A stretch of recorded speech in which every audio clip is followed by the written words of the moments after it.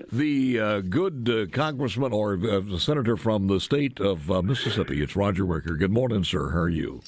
Hey, Paul, how you doing? Good to have you, sir. We had you on TV, but technical difficulties, so I can't do the video. That's I'm okay. just on my voice. That is okay. There are a lot of things going on. You are in D.C. or at home? I'm in Tupelo, Mississippi. Very good. Absolutely. No wonder that flavor was so good on the phone call. Then, so tell me. Go ahead. Going back Monday into session. First of all, when you go back Monday, you're going back with some sigh of relief. But is it 48-48 now, or where does it stand as far as the Senate's concerned? Okay, we have 50 Republican senators for sure, the way I count it. Mm-hmm. I just called again this morning. Tom Tillis has been reelected in North Carolina. The only thing is they can't declare him the winner till November the 12th, till all absentee ballots are returned. But there are only 100,000 absentee ballots, and that will not make a difference. So Tom Tillis will win, and we will also win that Alaska seat. So that puts us to 50. Unfortunately, both seats in Georgia will now looks like will go to a runoff. And so that will determine whether we're a 50-50 Senate with somebody like Kamala Harris breaking the tie, or whether Republicans are able to be at least one part of the government that is not controlled by the Democrats. When is it in January that election is, as far as Georgia is concerned? You know, it is. It's like the first week of January. It's a long runoff, and I don't know why in the world Georgians agreed to that. I think it was imposed by a federal judge at first, but that's way too long. 3 weeks would be much better. And you know, they spent $120 million on one of those races, the race that my friend David Perdue is in, and he's right at 50%, but probably going to be just a little under it. I think between the two races, I'm predicting with all seriousness, Paul, there'll be $500 million spent bombarding those poor citizens in Georgia between now and even past New Year's. So if you lose both, it goes to Schumer.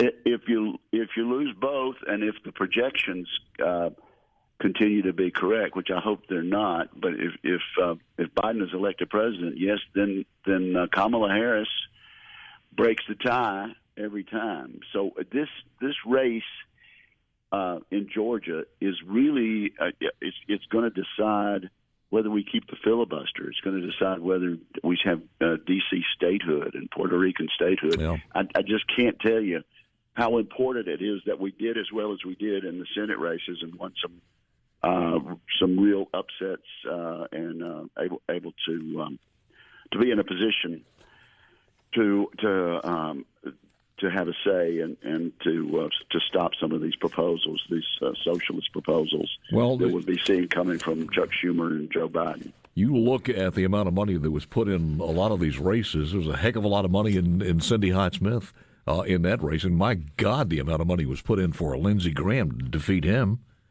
And absolutely, $120 million in a state really where the Democratic candidate had very little chance, but they just had so much money. They've got this committee called Act Blue, and they've learned how to raise money. It's just been incredible. I'd say Cindy Hyde-Smith was outspent 4-1. I haven't seen the final statistics because the reports for the last period haven't been filed, but it's an unbelievable amount of money in a state where if you know our citizens, you just knew that Mississippi wasn't going to vote for a liberal like Chuck Espy over a conservative like Cindy Hyde-Smith, but the money was still there. And so we're going to have to gear up, and honestly, some of my friends in Mississippi, I'm going to have to be calling you to help us out in Georgia to protect the republic. Yeah. And money's going to be coming in from everybody from Soros on down on that one, we know. Well, and also when you put that money with the mouthpieces in the media, and some of the liberals. I was watching some of the stuff on here, and I asked a lot of people, I said, how could this race between Cindy Hyde-Smith and SB be so close?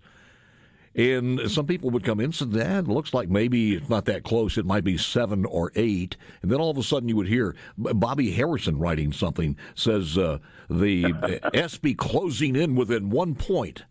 And now what was it? She won by 15 or 20? And I thought, well, she got over 55% of the vote, and Mike Espy got less than 44% of the vote.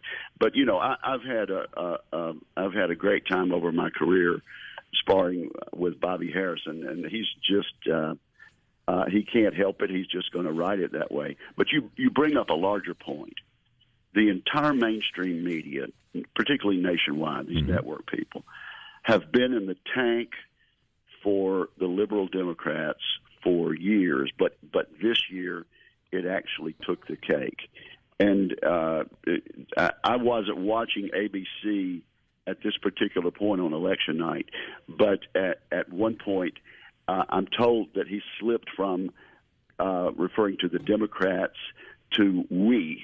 If we can just hold on to this one, yes. I mean, I guess he had to correct himself real quick.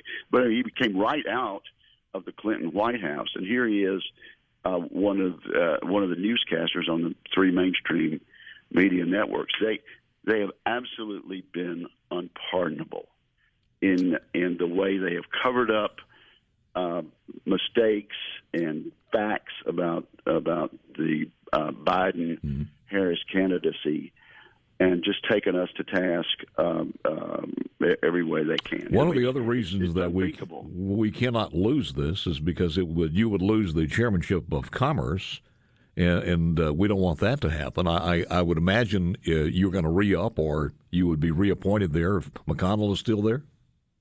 Well, if we do hold the majority, I would, in all likelihood, yes, continue to be chairman of the Commerce Committee, which is a very important committee, not only for the state of Mississippi with our with transportation and interstate commerce and roads and airlines and everything, rail that we control there, but also for the nation. And of course, we are looking at what we can do on this Communication Decency Act to at least eliminate the free pass that these big tech companies have. Yeah. Let me do this. I want to play one.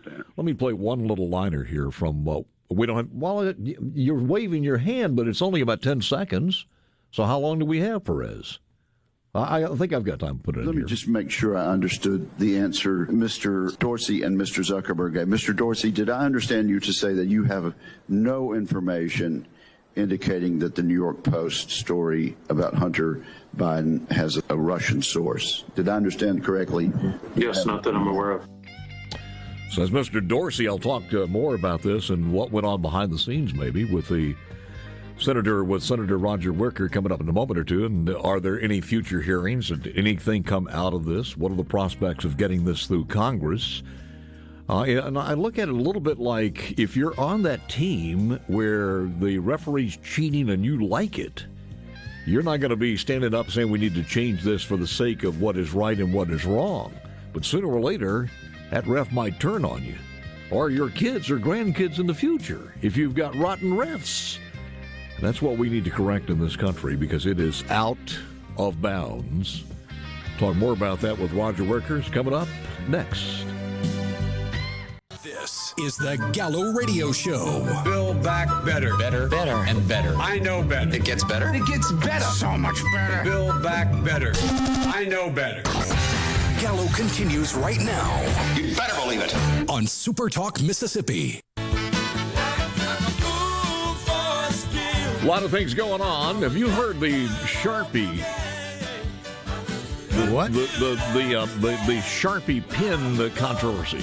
No. Now they're saying that if you marked with a Sharpie, your voting ballot didn't count because something going on with the leak through on the Sharpie. Then I just saw this. Arizona State Representative confirms Sharpie Gate is being investigated. So that's something else out there. So it's in 2020. Can it 2020, get any weirder? man. No, I better not say that. Senator Roger Wicker is with me. Now, here's the deal. When all of these people came forth, Twitter and Facebook and all the platforms that we have, Senator, Congress said, okay, it is good, go forth. Almost like God, go forth and prosper, and we shall not hold you back. You, therefore, are redeemed from the law, the Section 230. Because you are only posting what other people do. You are no more than a little postum note. Well, that's changed. And you have introduced something called the Online Freedom and Viewpoint Diversity Act to clarify that section of 230. And you want to tell me about that? Well, I sure have, and I've introduced that with Senator Lindsey Graham, the chairman of the Judiciary Committee, who will be having another hearing with these same people in a week or two. But, Paul, thank you for playing that clip from my hearing, because it sure didn't get covered in the mainstream media. I know. Well, we had two of these tech CEOs telling us in an open committee that they found no connection between the Hunter Biden story and Russian disinformation. And Senator Johnson elicited that question, but there was so much excitement in the back and forth, I wasn't sure the public heard it. So I nailed that down. These Twitter and Facebook people saw no evidence that this egregious accusation against Joe Biden and Hunter Biden came from Russia. And I'm just thanks for making that point. Well, your larger point is that we are that since 1996, the tech companies have had a free pass from liability suits. And if they're going to start censoring and acting as the judge of what gets through and what doesn't, they need to take their chances under the First Amendment, like Paul Gallo does. You don't have a liability shield, do you? Nope. And neither do the networks and neither do the newspapers. So I think if they're going to start editorializing and blocking what the President of the United States says, but allowing the Ayatollah free reign because it's, quote, saber-rattling, then we need to reexamine their liability. It was as blatant as you could get in Russia or China or North Korea. I mean, they didn't even try to cover it up. As far as the New York Post and some of the excuses and everything else, here's another cut. No objection to a tweet by the Chinese Communist Party saying the U.S. Army brought the epidemic to Wuhan. Well, we did, and we labeled that tweet, providing more 2 months information. to do so. Is that correct? I'm not sure of the exact time frame, but we can get back to you on that. So you're going to get back to us as to how a tweet from the Chinese Communist Party falsely accusing the U.S. military of causing the coronavirus epidemic was left up for 2 months with no comment from Twitter, while the President of the United States making a statement about ballot security with the mail was labeled. You know, the other thing on here, if the president loses and he decides to get off Twitter and move it over to Parler, let's say, these people could be, I mean, they're not assured of their prosperity, to be honest with you. Facebook either. Well, I'll tell you, they are among the three most powerful men in the world. When you control the flow of that much information, you're powerful. You know, when a dictator comes and takes over a capital city, he takes over the information platforms, and so that's how much power Twitter and Facebook have, and we ought to at least be talking about that as free Americans. This has to go through the House too, and Nancy Pelosi, if she's there. Oh, true, absolutely, and you know, thanks for mentioning that. Nancy Pelosi retained the speakership. But it looks like right now she's lost 7 seats, so it's going to be very, very close in the House. And if we can hold on to a majority in the Senate, there'll be some sort of balance there in the government for 2 years. You know, I haven't totally given up on the presidency. I have some people out in some friends of mine out in Arizona that tell me we are still in that race. And Nate Silver just said that haven't called it. Nate Silver says that calls on Arizona for Biden should be retracted, of course, and that we are getting to some information that some of the numbers are getting closer. So if what Eric Trump says about Pennsylvania and some others are saying about Arizona, if just one of those begins to, or if any of the other states outstanding, it's going to be a new ball game. So people look at this 264 versus 214, but that could change rapidly with one decision. Right. The problem we have is Georgia is just unbelievable to me, but it appears that it's now 50-50 in Georgia. So there are ways that Trump could still get there, but it does look like an uphill.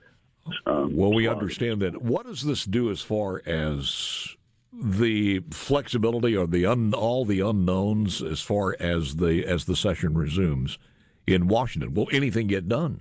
And I'm talking specifically, and Mitch McConnell mentioned this as far as a stimulus package, but there are a lot of rumblings, and we hear this every time that there's the Nancy Pelosi is on the chopping block, and she always survives. But you kind of get a little bit of a feeling that with the losses, that this might be a little bit more tenacious as far as changing speakers. I'd say she's got 2 more years, but that would be my view. She expected to pick up 10 or 15 seats. She lost at least 7. And the ones the Republicans picked up were women, Hispanics, blacks, veterans.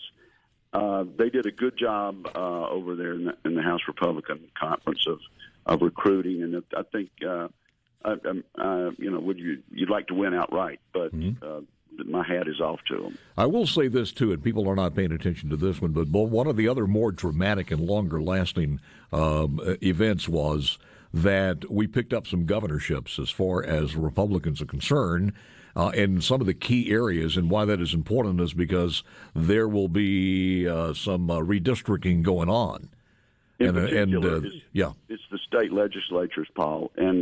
Governors and legislators. To flip state legislatures so they would be in charge of redistricting. The census is now over, and redistricting will be in place for the 2022 elections. Now we know those will largely be Republican legislatures that do that, and so that's another huge defeat for Nancy Pelosi and Chuck Schumer in this election. And you have to credit the president for that. Well, absolutely, and our turnout was so much better than the pollsters predicted. I mean, somebody's got to examine why people keep paying these public polling companies to do this, because they're absolutely wrong. Susan Collins in Maine got an absolute majority, won by 7 points. I never saw a poll showing her even in the lead, much less at a majority. We thought she was gone. Unspeakable what they do. And you can't tell me it's just a mistake on their part or that's accidental. They were out to mold public opinion and make people like you and me think we didn't have a chance. I tweeted out this morning that Frank Lutz's stock is now about the same as WorldCom. Well, really, I have a fairly cordial relationship with him, but he has really been wrong a whole lot. But he's got company, I'll tell you. By the way, Republicans, 27 of the country's 50 governorships now. Democrats entered the 2020 election looking to roll back much of the commanding presence Republicans held in state government, but instead wound up losing ground as votes were counted on Wednesday. And in the year where you not even midterms here, you don't want to do that, and they did. Republicans would wind up at least with 59 state legislative chambers. They held going into Election Day, but the final tally depends on Arizona, where the results are still incomplete, as we said. The things that can be done is, right now, is nobody knows, because this may take, what do you feel, honestly, a couple of 3 days, a couple of 3 weeks, or a couple of 3 months? How long do you think this is going to take? It's hard to say. I think we may know something by nightfall about Arizona, and maybe a day or two in Georgia. Pennsylvania. I think we'll hang on. What about Pennsylvania? I think we'll hang on there. Yeah. But yeah, it is. It's something we're not used to. Nope, it's a moving target. It's Dangling Chads Part 2. As always, sir, I thank you so very, very much. It's good. Good visit. Roger Wicker, U.S. Senator. Enjoy your time home and safe travels. We have more coming up.